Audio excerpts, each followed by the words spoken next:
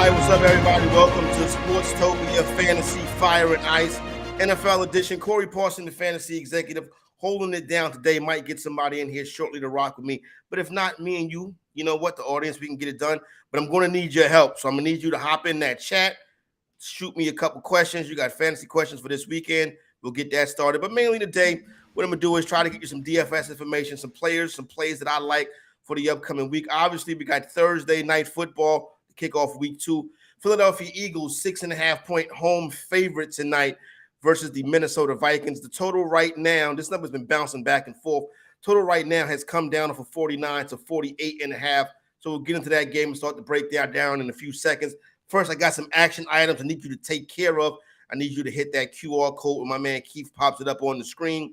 And that right there gets you a 7-day test drive for $1 to the Contrarian Edge Optimizer. That word contrarian is the most important in that sentence. The Contrarian Edge Optimizer. You don't want your optimizer to be like everybody else's. You see a lot of that out here. This right here gives you a contrarian edge. So go ahead and hit that QR code on the screen. 7-day test drive. Just go ahead and sign up for the whole thing now because I'm guarantee you it'll get it done. Sportstopia, you may not be familiar with it. It's a brand new website. The website is live. Got the great feel to it, sportstopia.io. That's the headquarters location right there, sportstopia.io. So go over there and check that out as well. Get some stuff going. YouTube subscribers, YouTube people, hit the like, hit the channel, hit the subscribe, hit the like so you can be notified when we do go live to bring you some content. And everybody that's watching on YouTube right now, go ahead and start popping those questions in there. Now, when you start and look at tonight's game between the Philadelphia Eagles and the Minnesota Vikings, you're not dreaming. This was also a week 2 primetime contest last year. Last year, the Philadelphia Eagles on a Monday night in week 2 to end week 2, destroyed the Minnesota Vikings. Like, even though the Vikings put up that good record last year, I kept pointing back to that Philadelphia game. Like, this team is really a bunch of frauds that happen to be winning these one-score games. Now, coming into this season, it's about the same. Obviously, you look at the point spread and you see that the Philadelphia Eagles are 6.5-point favorites. So this is really a game that, inside a touchdown, maybe the Minnesota Vikings get lucky. But this is what I'll say about this one, right? The Philadelphia Eagles got this bad habit of getting off to these hot starts and letting teams get back in the game. They have fabulous first half, and in the second half, they kind of let the air out the ball a little bit. You cannot do that with everybody, so I'd be wary of that. But even still, I think this is going to be a dominant performance by the Philadelphia Eagles. Now, as far as what you want to do with your DFS and your fantasy contest, whether it be Pick'em, whether it be DFS, I do like a big game from Jalen Hurts. I think that Jalen Hurts is going to be the primary runner in this game right here. So I think Jalen Hurts yardage, rushing yardage props, I want to go higher on those. I'd also like to go higher on Devontae Smith and his catches if you're playing in a pick'em style game. If you're doing that showdown slate, I think you ride with the big guys from the Eagles. You come back with Justin Jefferson. Now, I do like Jordan Addison. Addison had 6 targets last week. I believe the last number I saw on his catches was about 3.5. So I would go higher on that one as well if you're playing in a fantasy stats-based contest. And I do think that those are good guys to use in your DK lineups as well. Total in that game is one of the highest ones on the week at 48.5, but you're starting to see that number tick down as people are starting to attack the under on that game. I look at it like this. If it plays the style of game where Philadelphia plays, where they get out to that big league and they sit on the ball, I would expect the under the cash. Now, if Kirk Cousins and the Vikings come out in the second half and look like they got some fight in them, maybe I want to hit that live over because that number will drop pretty well. So really that first drive of the second half is going to tell the tale for me. I think Addison is a guy that can be used and optimized in lineups tonight. So if you head on over here to this Contrarian Edge Optimizer, let's just get it out the way right quick up. Let's generate a DK showdown lineup. Jalen Hurts, A.J. Brown, Kirk Cousins, DeAndre Swift. I would be very wary about putting DeAndre Swift near any lineup that I have. We saw that Swift doesn't really seem like he's going to be a guy that's going to have any good fantasy value this year. T.J. Hockenson is a target monster. And then you got Rashard Penny as well. Now, remember that Rashard Penny can leave the game at any moment because Rashard Penny really should be playing flag football and not in the NFL, because as soon as he gets touched, he has to go out. Another thing, looking at this contrarian edge, a couple more lineups: Devontae Smith, Jalen Hurts, Kirk Cousins, TJ Hockenson, Jordan Addison, and Boston Scott.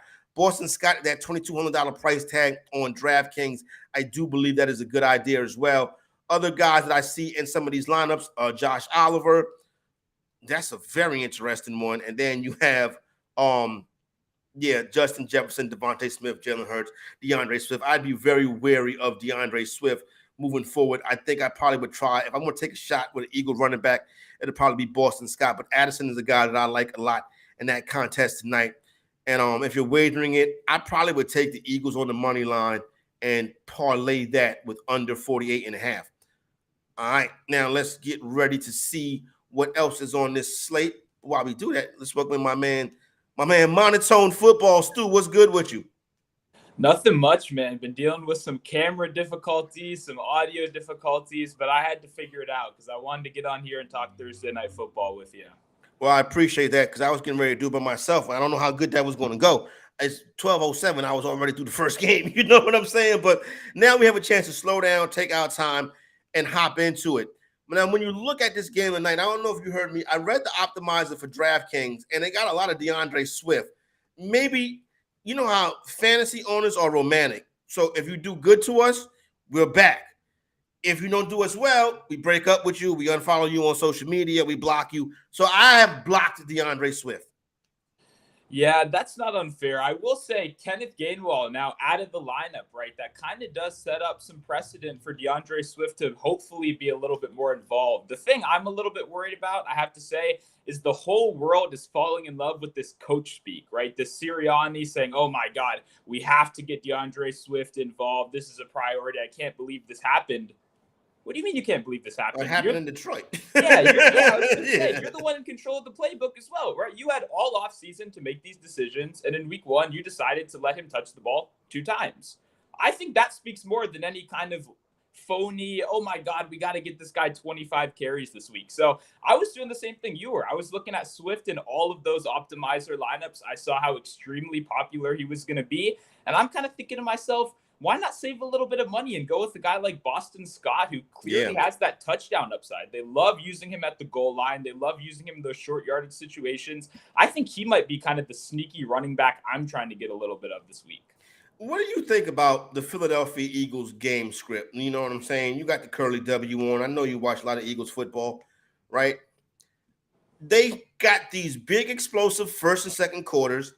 Then they take the air out the ball in the second half, and it kind of just like becomes running the clock out time. I think they're going to get burned with this playing like this at some point. I'm not sure if the Vikings on the road in prime time are the team to do it. But when you look at this game script, what do you think? Yeah, I see a similar path to what you're saying. I will say in the second quarter, what I think happens here is I think Kirk Cousins can keep up pretty well. I think this offense, whether it's a guy like Justin Jefferson over there, a rookie first-round pick in Jordan Addison, or now one of the highest-paid tight ends in the league in TJ Hockenson, I think they have the pieces to kind of come back and make this a relatively close game. I still see the same thing. Eagles always come out in the first half. They always look super strong. I think they're going to try to take the air out of the ball in the second half, but I don't know how successful that's actually going to be. I think when you're going against such a good offense, I think there's going to be room for the Vikings to kind of slowly get themselves back into this game. So for me, I see it as a high-scoring game. I see it as an over target, and for me, I think that's great for DFS and lineups. It's interesting. With this number dropping, you see the game as an over. I kind of feel the same way, even with the number dropping. I think, like I was saying earlier, I think you see that typical Philadelphia game script. But if the Vikings come out in the second half and they're willing to fight, I'm like, this thing can go over. So a live over could be the case if you get that number dropped down good enough. So good to see that we're on the same spot on that. I'm in on Hockenson. I'm in on Addison as well. You? Yeah, Hawkinson's one of my favorite plays. I talked about him on the Tuesday show as my favorite prop of the week at over 4.5 receptions. When I gave that out on Tuesday, it was minus 120. Now it's minus 200 everywhere. So it's kind of clear that the sports books have pretty quickly caught up to this fact, right? And they're clearly all over Hawkinson. But for me, when I'm building my DFS lineups, Hawkinson is absolutely a centerpiece, right? When we look at how good this Eagles team has not only been against the rush, but how good that Darius Slay cornerback is on the outside, how good the secondary has been over time, I think that's going to funnel a lot of targets over the middle. I think Kirk Cousins is going to have to get the ball out quick. And who's a better safety valve than one of the best tight ends in the league? We saw that in week 1, right? 9 targets. He only had 30-something yards. A lot of those were quick little check downs, get him the ball fast. And that's a very easy way to kind of generate those PPR points. I was looking at Jalen Hurts rushing yards on Underdog, and it was like 46.5. And I really don't like betting getting in on playing those real popular fantasy stats like that. But what do you think of Hurts rushing total? Yeah, the one thing I'll say is I love quarterbacks in competitive game scripts, right? The reason I would like a guy like Josh Allen on Monday is because I believe that if a quarterback is going to go out there and run, he's going to put his body on the line. It kind of has to be in a super competitive game, a high stakes game. For me, I get a little bit worried when quarterbacks get up to an early lead, right? If I'm up 14-0 and I'm Jalen Hurts, why am I putting my body on the line, right, early in this game, right, when we clearly are looking good? I don't need to risk injury right there. So my one concern with the Hurts rushing would be if we do get out ahead early, if we start running the ball really heavily, I'm kind of worried that correlates a little bit negatively with Hurts rush attempts. All right. Terrell Furman, what's going on, my man? How you doing, sir? Nothing much. What's going on? The fantasy exec Stu, what's the word? Ain't nothing much. Sitting up here chilling, getting ready to make some money. You know what I'm saying? What's your football? You have a favorite football team? Unfortunately, I don't have a favorite football team anymore because they got murdered on Sunday night, and so they don't exist. I thought you were a New York Giants fan. Yeah, I thought they. He tried. Hey, Stu. He thought I forgot about that 40 burger. He was talking big trash in Canton. Big trash talking in Canton, and then got 40-0 on him. Got shut out. Yeah. Hey, I have not spoke on the game since. I have taken a reprise and trying to gather my thoughts. And ultimately, what I can say is that Mark Glowinski is probably one of the worst offensive guards I've ever seen in my life. Andrew Thomas injury just put a dagger into my heart, and it just made me honestly truly give up on the entire season. And we're never going to beat the Cowboys ever. So there we go. That's probably true. All right, we'll get to that a little bit later on. I don't have them on my list. I have the teams that can score on my list. But what about Philadelphia? They say that the season doesn't start till you score a point. So we're still in preseason, and we're still in preseason. Everybody else is in week 1, and hopefully we'll join you guys in the season very soon. Rel, what's up for the night? Vikings, Philadelphia Eagles, Kirk Cousins in the gang, Jalen Hurts in the gang. Give me some good stuff. All right, so here I'm looking at Vikings +7. And it's down to 6.5 in a lot of shops. So if you can find a 7, I got down on the 7 before. I got down on 7.5. So I'm on 7.5 and in 7 here. And it's really just because watching that Patriots game, I didn't like anything I saw from the Eagles offense. I really didn't. They got gifted 16 free points. I wish I could have got gifted 16 points in that game. I wish to whoever I could have got 16 points in the game. They got 16 free points and then only scored 9 in the next 3 quarters. And so it's a lot of it is they couldn't find anything running the ball. Kenny Gainwell, who was the main back in that one, he is out for this game. And so that didn't take long. Yep. And then so now you're going DeAndre Swift and Rashad Penny, and we'll see what happens there. You're missing James Bradbury on the outside, on the other side of Darius Slay. So that's even going to be bigger because now you're looking at Justin Jefferson and Jordan Addison. You're saying, wow, one of them is going to have an easier matchup because Bradbury's not going to be in the game. The middle of the field is always open for the Eagles no matter what happens. Every season, they continue to try to fix that trend. The middle of the field is always open. That's why I like your TJ Hawkinson play. I'm on his over 47.5 receiving yards. And Kirk Cousins, as much as everybody wants to talk bad about primetime Kirk Cousins, he actually puts up pretty decent numbers on a short week. And so if you look at what Kirk Cousins has done recently on a short week in the NFL, and this is 4 days, Thursday Night Football, he has 299, 216. That was a rough one. 291 in a Friday game, 285, 422, 242, 449, 316, and 257. So if you put that all together, he's averaging 310 passing yards on Thursday night. That's probably one of my better plays because Mac Jones went out there and threw for 300 passing yards against the Eagles defense that everybody swore up and down was going to be the best defense in the league this year. I think we saw the best defense in the league on Sunday night, but you probably got a pretty up close and personal view of that. So I have identified some teams that I think are the teams that's going. Yeah, you have to at this point. I'm going to identify some teams. Go ahead, Relly. Let's not do this. Hey now. All up. That was some of the worst offensive line play I've ever seen in my life. Entire life. Okay. Moving right along. Kansas City Chiefs, Jacksonville Jaguars, Seahawks, Lions, Bengals, Ravens, Bills, Raiders. Right. I want to start right there with Kansas City, Stu. I'm like, okay, the pieces around are not good, but Travis Kelce expected to be back. This dude is 33 years old with a deep bone bruise, right? Kansas City 3.5-point road favorite. I'm always wary of a short road favorite. Looking at this game right here from the Kansas City side, I'm like, okay, what is Patrick Mahomes going to do? Is it Patrick Mahomes, Rashee Rice, or we feel comfortable getting back in the mix with Travis Kelce? Yeah, Kelce will be an interesting one because obviously the whole world just saw how bad that offense was without Kelce in the mix. So now when it's time to build your DFS lineups, we're all sitting down.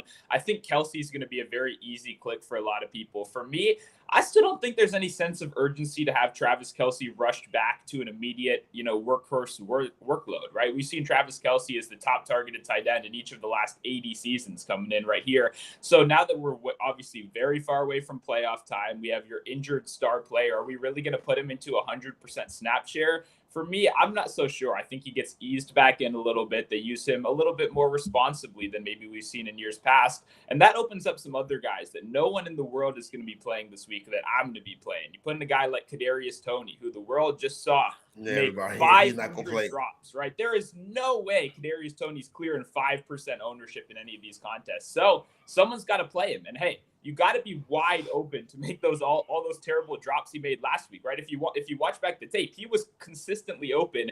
He just wasn't getting the job done. Obviously, you take ownership of that. You work harder. He's staying after 30 minutes, catching balls, all that stuff that you like to see from the beat reporters, blah, blah, blah. The point is, at the end of the day, I know when I'm sitting there making my lineups, I think I have an edge over the field in this game. People are going to love to target this game, high scoring. I mean, we got Mahomes and Trevor Lawrence. This should be a great game.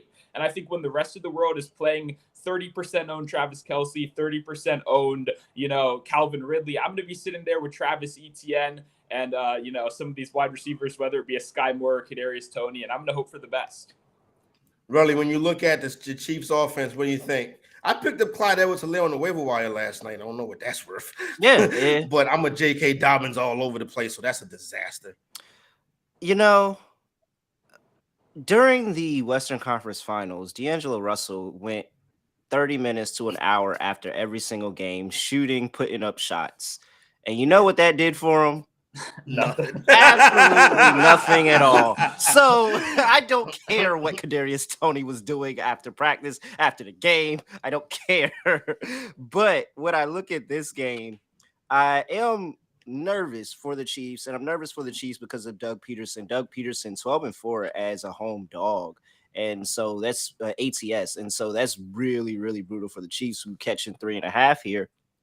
But ultimately, I trust Patrick Mahomes, and I trust the best quarterback in the game. I think that if they limit their exposure to Kadarius Toney and a couple of those other passes went to Rashee Rice or Sky Moore, then they probably would have won that game. Like they were, like Stu said, they were consistently getting open, but they just had some brutal drops. And when I'm looking fantasy-wise at this team, I mean, for me, it's Patrick Mahomes and it's Travis Kelce. Other than that, you can just go put the names on a dartboard. Don't matter what order, just put them on a dartboard, step back about 10 paces, and just throw a dart at the board, and that's the person that you're going to play. Because it doesn't matter running the ball. We've seen it last week with Clyde Edwards-Helaire taking the first carries of the game and consistently being through the game.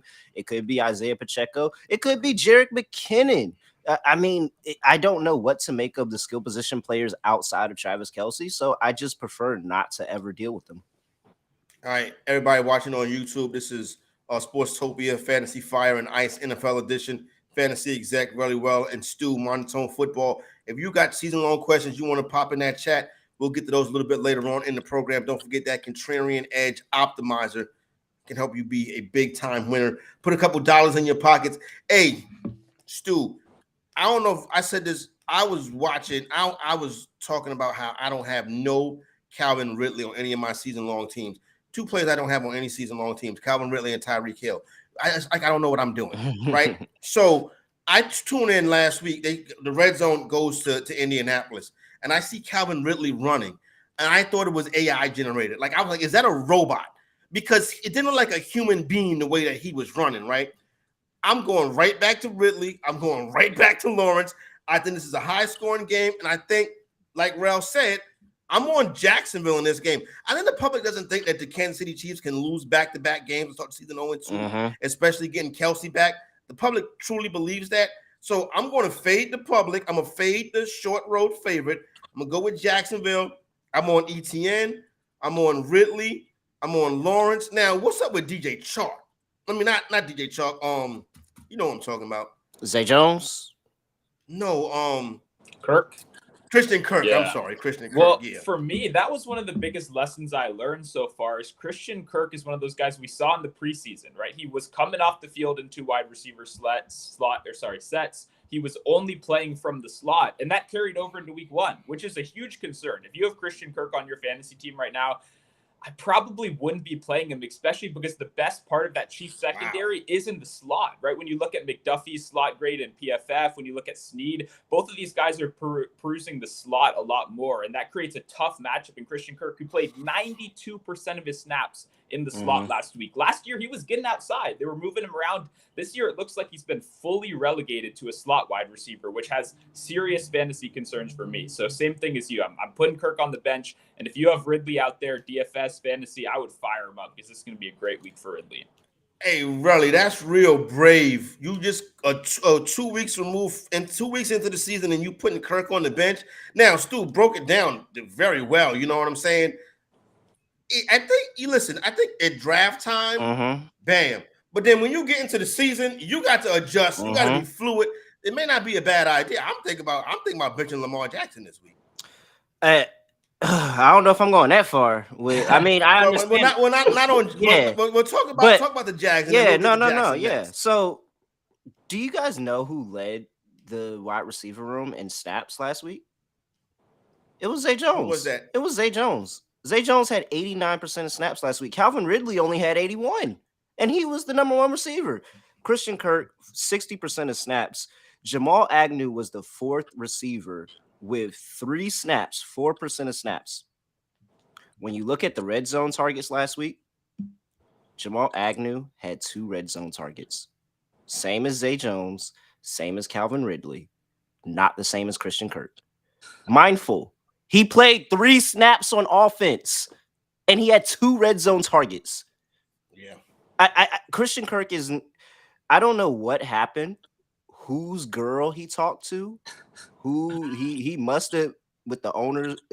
I don't know. I don't know what he did, but he's in the doghouse, or they're just saying that we've got so much talent that we like all the other talent and we want to use you in this minimal role. And so Christian Kirk is going to be a spot start for me. Am I going to cut him? Probably not. But am I going to play him? Absolutely not. I'm only going to play him in any situation where I think that the other team has a weak slot corner and they're not going to be able to cover him, because it seems that that's clearly his only role, to come in and play in packages, 3 wide receiver sets out of the slot. Other than that, he's not seeing the field and he's not getting the opportunity. Again, Zay Jones had 2 more red zone opportunities than Christian Kirk, and he was only on the field for 3 snaps. What about Evan Engram? Evan Engram, you know, I don't rock with no Evan Engram. You know, he got the same hands as Kadarius Toney, so I don't rock with no Evan Engram. No, but listen, that is his one of his favorite targets. That is Trevor Lawrence's one of Trevor Lawrence's favorite targets, and so I think that going forward, it may be interesting to see, especially in sets where you get a lot of openness in the middle of the field, because he is a matchup nightmare. He's essentially a wide receiver that's just out there running tight end. Stu, Evan Engram. Yeah, for me, the biggest thing, like you said, he's solely a wide receiver out there, right? He's not doing too much blocking. He's not really helping in any other way. For me, I love Evan Engram against heavy zone teams. He's a zone beater. He finds those little angles, he gets those short catches, and he keeps the line moving. This Chiefs team doesn't really match up, right? The Colts played the most zone in the preseason. They played heavy zone in week 1. I thought that was a great matchup. Now we got week 2, a lot more blitzing, a lot more man coverage right here. I'm not as big of a fan as Evan Engram this week compared to guys with his similar price tag. Let's bounce around a little bit. I'll get to that Royal Mint in a second, but I want to talk Bengals and Ravens. Styles make fights, and recently the Bengals styles have been, I believe, the last 4, 3-1-1, something put it like this. The Bengals been kicking the Ravens' butt the past couple of years. You know what I'm saying? And now you have Cincinnati.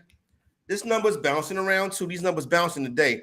Cincinnati laying 3.5 at home. The public is all over Baltimore, all over Baltimore. This number just went to 3, but it's still, the 3 is still heavily juiced with the Bengals. I think the Bengals put it on them this week. I think it's at least a touchdown win for Cincinnati. I think Jamar Chase is a top target this week. I think Joe Burrow's a top target. T. Higgins, the whole crew, Joe Mixon. Coming back on the other side, I know Mark Andrews practiced this week, right? But here's the deal.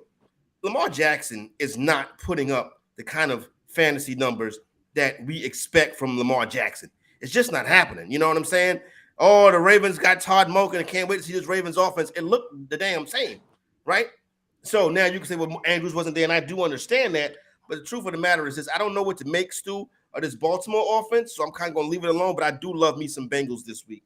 Yeah, I think Baltimore will be more interesting on offense against a more real team, to be completely honest. Obviously, the Texans, that never felt like a competitive game, which means you do never really need to get super deep into the playbook. I think something a lot of people are going to worry about is obviously no J.K. Dobbins. But for me, the Ravens, just like the 49ers, have kind of shown me over the last, decade or so that they are a plug-and-play running back room. The style that they play, right? Gus Edwards can come in and be a guy that averages over 5 yards per carry in his career, because this is a great system for running backs. My problem with the Ravens is the offensive line injuries. That's the base of everything right here. Now we got 2 questionable tags on 2 of their best offensive linemen coming into this week. I'm not sure how you hold up if those guys don't play, because for me, if those guys do play, I trust the Ravens to run the ball a little bit more. I think they get established on offense. But if we're down 2 starting offensive linemen, then for me, I think I got to switch to that Bengal side, no matter how bad they looked in week 1. Really, Ralph? Yeah, I mean, for me, it's that injury report. That's number one. 2 offensive, like you said, 2 offensive linemen didn't start. You had Marlon Humphrey that didn't participate in practice yesterday. You had the start safety Marcus Williams who didn't participate in practice yesterday. Like, you're telling me you're down your 2 of your top guys in your secondary, 2 of your 5 offensive linemen. I'm not picking you to win the game. Now, we can have the betting systems that also go along with this. Teams that lose by double digits in week 1 are 61% ATS in the following week. And the Bengals do fall into that category. But I think it's really more to look at what was the reason for the Bengals to have such a bad performance that first week. And a lot of it, the Browns got their number. Well, yes, that the Browns are 100% Joe Burrow's daddy, and he needs to make sure that he shows them the respect that they are. Jamar Chase had no reason saying that it's the Browns after they literally get killed by the Browns every year. So I don't know why he went on national TV and said that.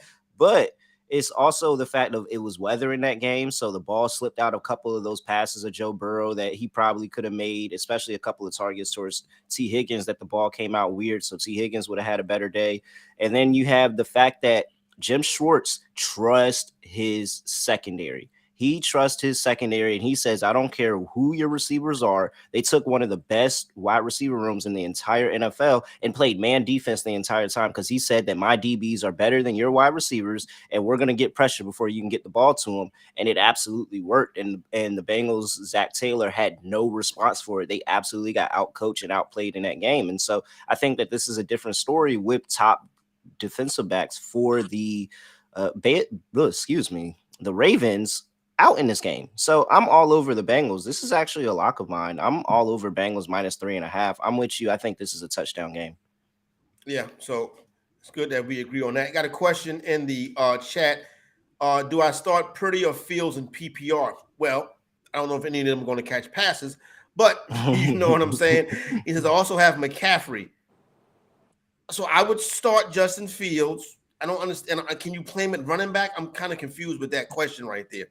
Anybody else want to chime in on this one? No, I think it's pretty easy. I think you start Justin Fields and you don't think too much about it.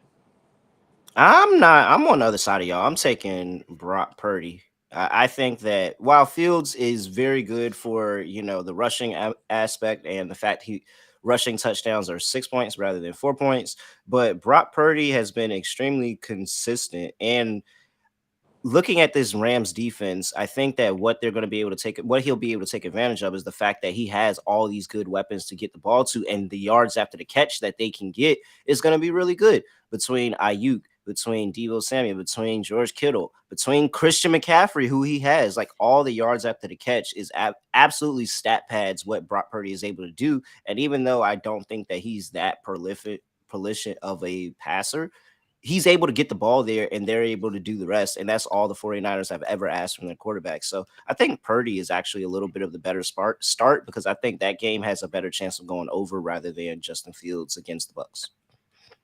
Hey, Relly, would I be getting too cute if I was to bench Lamar Jackson this week and play Mac Jones? Yes. Yes, 100%. Stu, that's too cute, Stu. So this is what I say: if you start Mac Jones, and if Mac Jones has an okay day against the Dolphins, and Lamar Jackson goes off on the bench, are you going to be even more mad when you look at your bench and you see 25 points from Lamar Jackson? Or are you going to be mad if you look at your bench and you see 25 points from Mac Jones? I would be pissed. I haven't seen a 25-point Lamar Jackson game in a long time. Hey, man, the season just started. And this is my thing with Lamar Jackson and what I feel teams have stopped taking the preseason so serious. You have a new offensive coordinator, and this is an entirely new offensive scheme. You are trying to invigorate the pass more with this scheme now. You absolutely should have been running Lamar Jackson out there in preseason so he can get a feel for this offense instead of the first time being against DeMarco Ryans and the Texans defense. So I think Lamar Jackson looks a little bit rustier. I hope that it was just a 1 week rust and they kind of figure it out over the course of this week and get in preparation for a really big divisional matchup. But I think that, Lamar Jackson would have had a better start to the season if he just played preseason and got some game reps with that new offensive system. Hey, that's a good call right there. Hey, Stu, we all love if everybody says, oh, Bengals and Chase and Higgins, and we got to come back with Zay Flowers though, right? For me in DFS this week, I'm going to be playing 0 Zay Flowers. And I know that obviously does seem a little bit dramatic right here, but from everything I'm seeing so far, a lot of his touches, 4 touches behind the line of scrimmage, right? So when you look at the ADOT of 2.9, you're depending on him to do every single thing after the catch, right? You're depending on these kind of easy targets, these setup plays for Zay Flowers to run the offense. I'm just not sure if we see that kind of dependable volume on a week-to-week basis. Like, is he really going to get 4 design touches behind the line of scrimmage every week? I'm not sold on that yet. If that is the case, then he's going to be an insane play every single week, right? And I'm obviously going to look a little bit dumb after this. But I just think the hype has gotten a little bit too strong. I'm a big fan of his profile. I think Zay Flowers is 100% an NFL wide receiver. I think he's a legit number 1 option. I think he'll get better as the season goes on. But you also got to remember ownership is very important, right? And the whole world just saw how impressive he was in game 1. I think people are going to be running to start him again, especially like you said, it's kind of an easy run back in this game. Rashad Bateman played lower snaps last week, which obviously concerned me. I have some Rashad Bateman in some teams as well. But for me, with just how popular I think he's going to get, I'm probably going to have to be avoiding Zay Flowers. All right, let's go to the NFC, Royal Mint. Now, this is Johnny V, our boy Johnny V. The Royal Mint is when the road team hovers around 5 plus 5.5. Mm-hmm. The theory is you always take the road team and sprinkle the money line. Last week, it hit the Rams and it hit with the Buccaneers. It's going to hit again this week with the Seahawks, right? I am Geno. I'm Metcalf. I'm Lockett. You know what I'm saying, Relly? I'm the whole thing. I don't know what to do with the running backs, but I'm definitely Lockett. I'm definitely Metcalf. I'm JSN. I'm Geno. I think the Seahawks could be the highest scoring team on the week. Yeah. So, I mean, This is my favorite. And if you check my article out on sportstopia.iq, where I did my early Vegas line analysis that I'll be doing every week, the very first game that I had circled was Seahawks plus 5.5. And it's because we have one of my favorite system matches, and it's called the Close Your Eyes Special, where when a team underperforms the spread by 21 or more points in the week prior, and then they're catching points the next week, you always bet that team to cover the game. And I think that this is another situation where we have the chance to do that again. And it's the Seahawks offense looked terrible that first week, but I think that's a little bit misleading of just early season jitters. Look at this Lions defense, and we talked about Kadarius Toney being open every play and dropping the ball. Well, he was open every single play. I dare you to let DK Metcalf get open. I dare you to let JSN get open. I dare you to give Geno the opportunity to not write back, because he wrote back last week.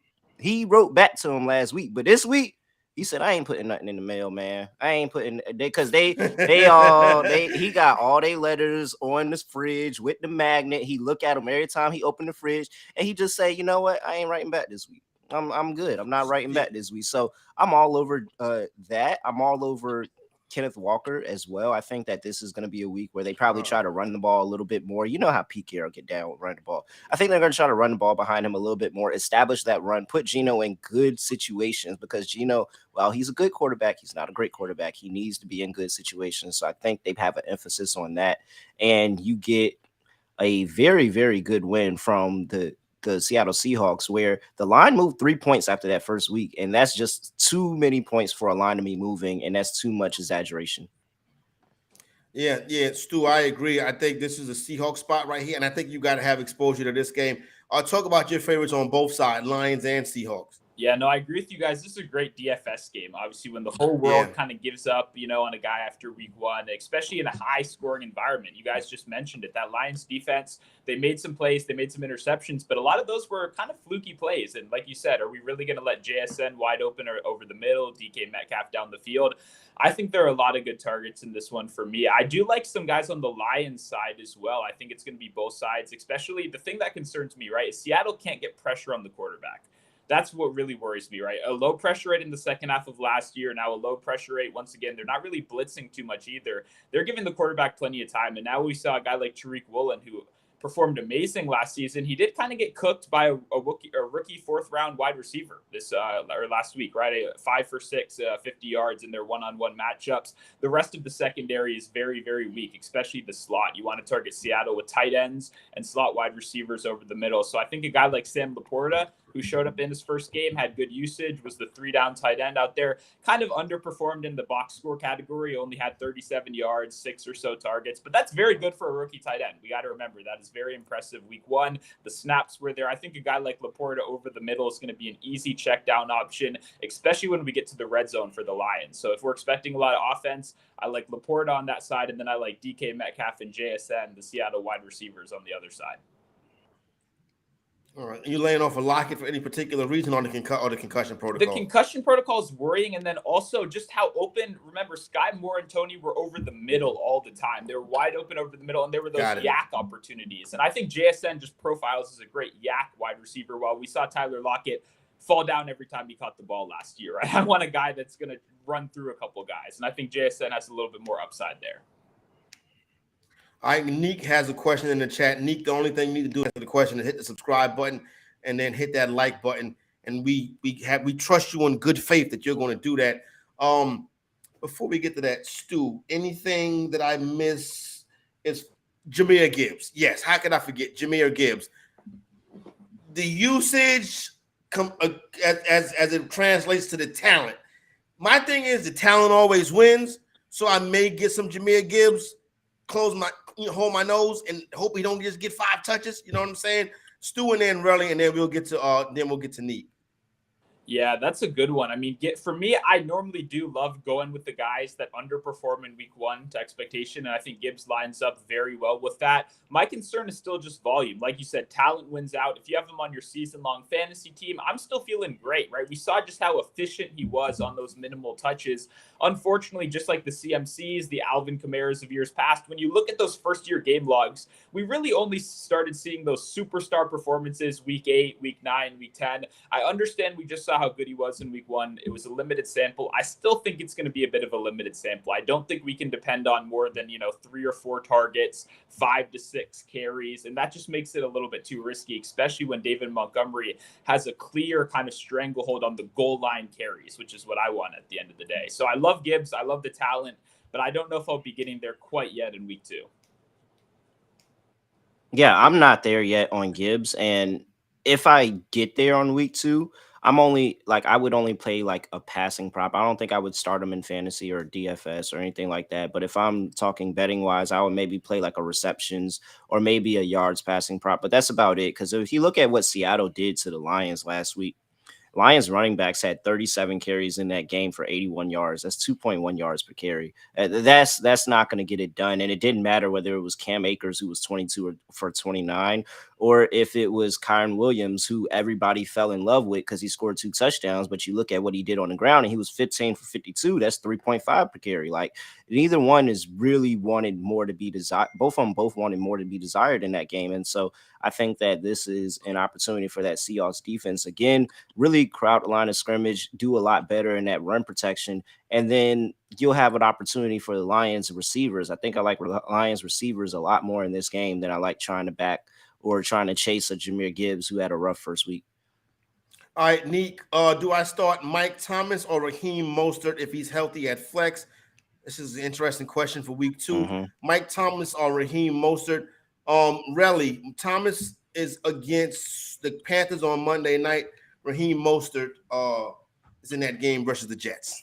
I mean, you know what I'm talking about. The team playing the same. Yeah, no. So for me, I'm probably gonna go Mike Thomas here, and it's just because I've already kind of told myself that I'm gonna stay away from the Dolphins running backs, and especially against the Patriots, who again did pretty well against Kenneth Gainwell. He had 14 carries for 54 yards. Like, that was pretty all right production there. I don't know if they're gonna be able to punch him into the end zone, and that's really what you're hoping for from Mostert. You're kind of hoping that he gets the usage. He was a really good yards per carry type of back, 5 yards per carry. Everybody talks about him for his career. He's like around 5 yards per carry or something like that. But it's more the fact of, is he going to get into the end zone? Mike Thomas, I like the PPR opportunity for him. I think that he's going to have a really good opportunity against this Carolina defense, where he may not put up the big number of yards, but he's going to have a lot of short catches, and they're going to try to continue to get Derek Carr warmed up in that offense, because even though he threw for 300 yards that past week, they only put up 16 points. So I think that Mike Thomas is somebody that people are still sleeping on a little bit because of the injury issues. But when he's healthy and when he's out there, he's very productive for fantasy. Go ahead, Stu. You got something else? Yeah, I was just going to say, I played his receptions last week, and a very interesting number I saw. The guy has 4 catches in 74 of his 78 games. So wow. When he is out there, he gets the job done, especially if you're in a PPR league and you can just depend on, like you said, those short throws, those slants over the middle. That's what I want. I definitely agree. I'd be going Michael Thomas, especially I don't think Mostert's even going to play this week, to be completely honest. And if he does, I do not think the Dolphins are going to attack New England in the trenches. The Dolphins know what they're good at. The Dolphins are a very smartly run team. I love their play calling, and I think they're going to look at this game and go, there's no way we win a trenches battle without our best offensive lineman against the Patriots. We got to throw the ball. We got to get creative. Same stuff we saw last week. So for me, I agree. Michael Thomas, 100%. All right, there you go, my man, Neek. Thanks a lot. Appreciate that. Before we get ready, I got one more game that I want to get to, and then we'll run the optimizer. That optimizer is the Contrarian Edge optimizer. You hit that QR code, you get a 7-day test drive for only $1. But just go ahead and sign up for the whole thing right now. Trust me, it's going to help you make some money. Bills and Raiders. I think this is going to be an interesting contest as well. Raiders, I'm a Raider. I think the Raiders are better than people think they are, right? The public hates the Raiders because they hate Jimmy Garoppolo. I'm on Devontae Adams, obviously, and that's probably really it. But I think this is an interesting contest. I think the Raiders are going to keep this close. I think the Bills do win the game. But the public really feels like this is Stewart. This is a bounce back spot for the Bills. So I guess we're going to see Josh Allen. I guess we're going to see Diggs. Curious to know your thoughts on James Cook. Like I said, I'm fading. I'm still continuing to fade Buffalo, but I think that there's going to be some fantasy fireworks.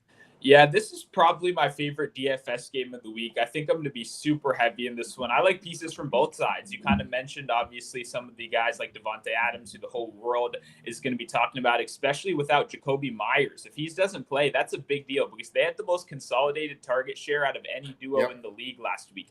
Targets were going to just those two guys. Also got to remember, Devontae Adams had a pretty solid target share while being shadow cornered by one of the best corners in the league. We're going to have a little bit of a better matchup against this Bills secondary this week. For me, I like tons of bounce backs. I think Josh Allen's going to be a guy I'm starting a lot of teams with. I think Gabriel Davis is going to be a guy I go to, right? The Raiders rated top 3 in slot coverage corner, but bottom 3 on outside corners, right? So a guy like Gabe Davis, who solely depends on the deep ball. You solely want those 25-yard plus targets. He had 15 plus he had 3 plus 15 plus yard targets last week. I see that kind of usage being consistent on a week-to-week basis. So I'm starting a lot of my teams with Josh Allen, Gabe Davis, and Devontae Adams. And I'm hoping both of these teams kind of go a little bit crazy right here. Really, real, I can get behind that. Yeah, it sounds good until Gabe Davis just a guy that you just got to close your eyes, just play him, close your eyes, and then come back to it, and hopefully he did something for you. But he's very talented. This is the survivor pick of the week. This is the survivor pick of the week. The Bills are going to win this game. Be very careful. Be very careful picking the Bills and survivor. So, and here's the thing: you have, first of all, the Raiders did not go home. So this is already a back-to-back road spot, which is a tough spot in the NFL already. And then they went to, I believe, West Virginia. So they're in West Virginia right now, spent the week in West Virginia, and then they're going up to Buffalo to play this game. And so you already have that factor of you're not going home, you're on the road. You've been on the road for about a week or so now. And it just doesn't seem like I'm willing to get behind anything in this offense for the Raiders, to be honest, outside of Devontae Adams. And it's because it's Devontae Adams. I think he's going to have the majority of the targets. I'm very interested to see what Josh Jacobs does, because we did see Breece Hall be able to break off a few really big runs in that game. And Josh Jacobs does profile as that explosive back that can make big plays like that. And so hopefully Josh Jacobs on the ground is able to have a solid game. He probably needs to get into the end zone to make it a really good fantasy relevant day. And that's maybe somebody else that I'd be interested in. But other than that, I'm not interested in anything in this. I don't trust Jimmy Garoppolo. I don't think he's going to have that good of a game this time around outside of throwing to Devontae Adams. I would do it the exact same way Stu did it. You get your Buffalo stack with Josh Allen, Stephon Diggs, Gabe Davis, however you want to put it together. You use Devontae Adams as your bring back player, and you just kind of leave it at that. All right. Before I run the optimizer, what are we doing with Saquon Barkley this week? I think Saquon Barkley actually has a lot better of a week, and it's because of the fact of we're missing Andrew Thomas. Andrew Thomas is probably not going to play in this game. He's already listed as doubtful. They don't have any good expectations. So I'm expecting a very, very quick pocket for Daniel Jones in there. I think Daniel Jones rushing yards is going to be a pretty good play as well. But Saquon Barkley, quick, short passes, move the ball. This is how the Giants were able to get through bad offensive play last year, and how they had a good season last year is because they had short, quick passes. And now not only do you have Saquon Barkley, you have a Darren Waller from the target as well that can really get the ball out and move. So I think Saquon Barkley is actually going to be a solid play this week, and it's probably going to come more through the air than it is the ground.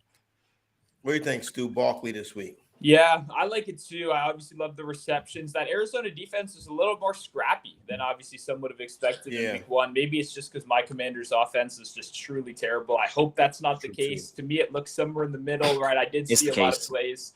I don't know. The Arizona defense was moving around. Like sometimes you guys. Sam Howell could not move the ball, man. He couldn't move the ball at home. Right. When you have the worst defense in the league last year and you get rid of all those guys and you bring in a bunch of scrappy new guys, I think you're bound to get a little bit better. But I agree. I was not impressed with Sam Howell whatsoever. So for me, I think the Giants are going to be leading. I think they're going to have a good game script. I think Saquon profiles is a solid play. I'm just worried how popular he's going to get. I think everyone loves to target Arizona. It's kind of the easy thing because of how bad their starting roster is. Joshua Dobbs is the quarterback. Let's target that team.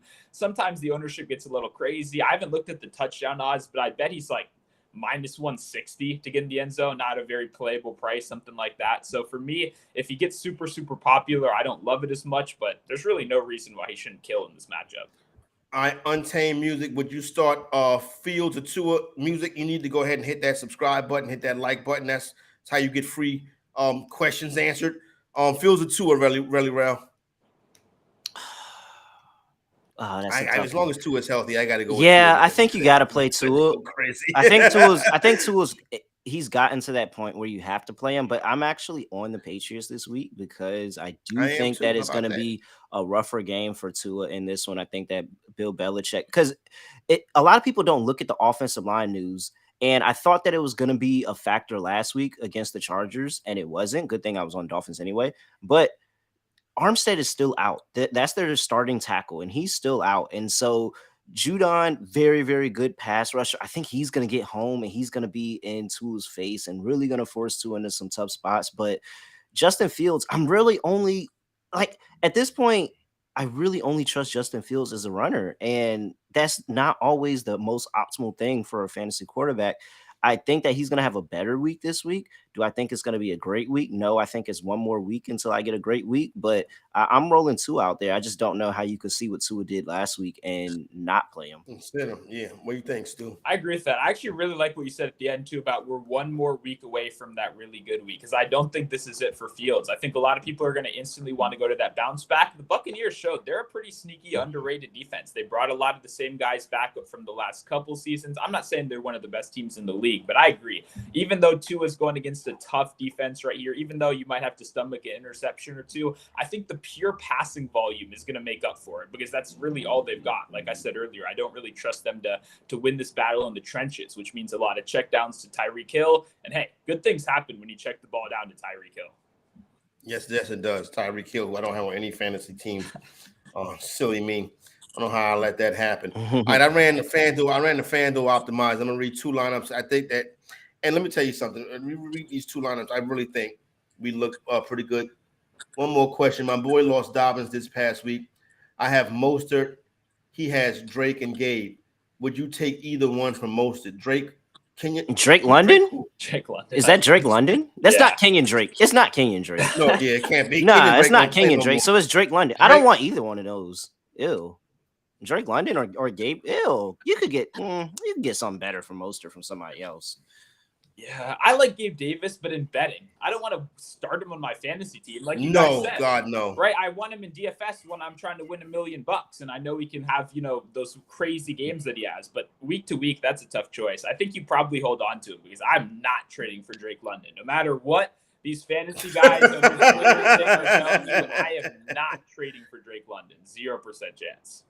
All right, there you go, right there. All right, let's go. This is the blended lined up from the Contrarian Edge optimizer over there at sportstopia.io. Joe Burrow, James Conner, Josh Jacobs, Steph Diggs, Jamar Chase, Amon-Ra St. Brown, Tyler Higbee, Isaiah Pacheco, and the Houston Texans. Once again, FanDuel, Joe Burrow, James Conner, Josh Jacobs, Steph Diggs, Jamar Chase, St. Brown, Higbee, Pacheco, the Texans defense.